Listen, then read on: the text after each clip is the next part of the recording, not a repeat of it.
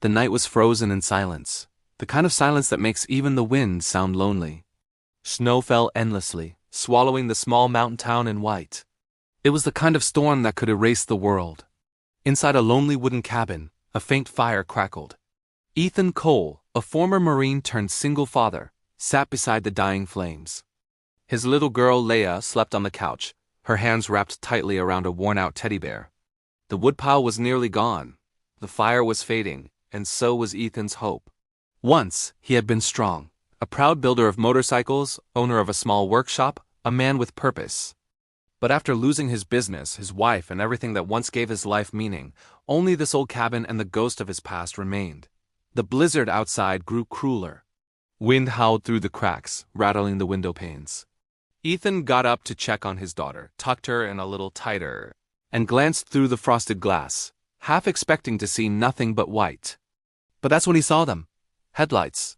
1, then 2, and 20, cutting through the snow like a trail of falling stars. The rumble that followed wasn't thunder, it was the sound of motorcycles. Ethan stepped out into the storm, boots sinking deep into the snow. The cold bit his face, but curiosity drove him forward. Out of the blizzard emerged a line of riders, 20 of them, their bikes shining faintly through the frost. Leading them was a tall woman, her presence calm but powerful. She removed her helmet, snow melting in her hair. "Sierra Rhodes," she said, voice steady. "We need shelter, please." Ethan hesitated for a moment.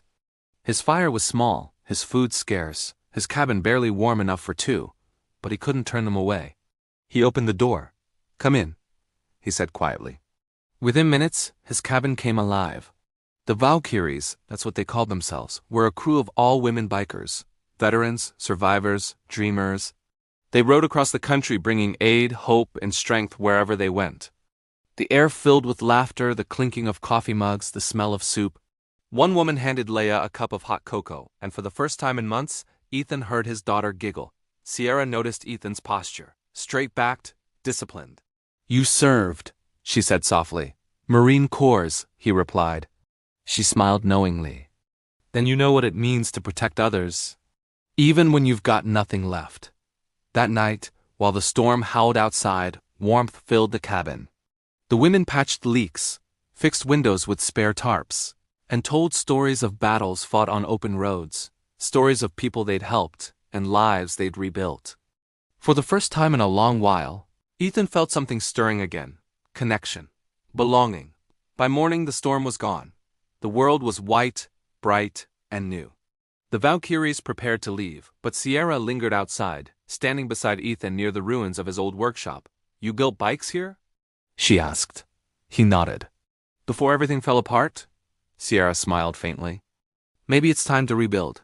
A week later, Ethan heard the sound again. 20 engines roaring through the cold air. But this time, they weren't seeking shelter. Sierra had returned with 3 large trucks bearing the Valkyrie Motor Company logo. She handed Ethan an envelope. Inside were partnership papers and a letter. "You gave us shelter when you had almost nothing," she said. "Now it's our turn to give you one." The trucks unloaded tools, steel, and wood. The Valkyries and local volunteers worked side by side with Ethan, rebuilding the old workshop. Above the door, a new sign gleamed. Leia's Garage. It wasn't just a repair shop anymore. It became a refuge. Veterans, single parents, and those who'd lost everything came there to learn, to work, to rebuild. Under a new program created with Sierra's company, Ethan led a project hiring struggling veterans, giving them purpose again. Months later, laughter and the hum of engines replaced the cabin's old silence. Snow still fell each winter, but it no longer brought sorrow. It brought memories of hope. Years passed. At a grand charity event for the Valkyrie Foundation, Ethan stood beside Sierra on stage. Leia, now a bright teenager, watched proudly from the crowd. Ethan took the microphone, his voice trembling. "That night, I thought the world had forgotten me," he said softly. But it hadn't. It just sent angels riding through the snow. The audience rose to their feet, applauding. Sierra smiled, her eyes glistening, because she knew this wasn't just a story about survival. It was a story about the power of kindness, and how one open door can change everything. Before the screen fades, a soft narrator's voice says, "If this story touched your heart, please like, share, and subscribe." Your support keeps stories of kindness alive. And tell us in the comments, do you believe one act of kindness can rewrite someone else's destiny?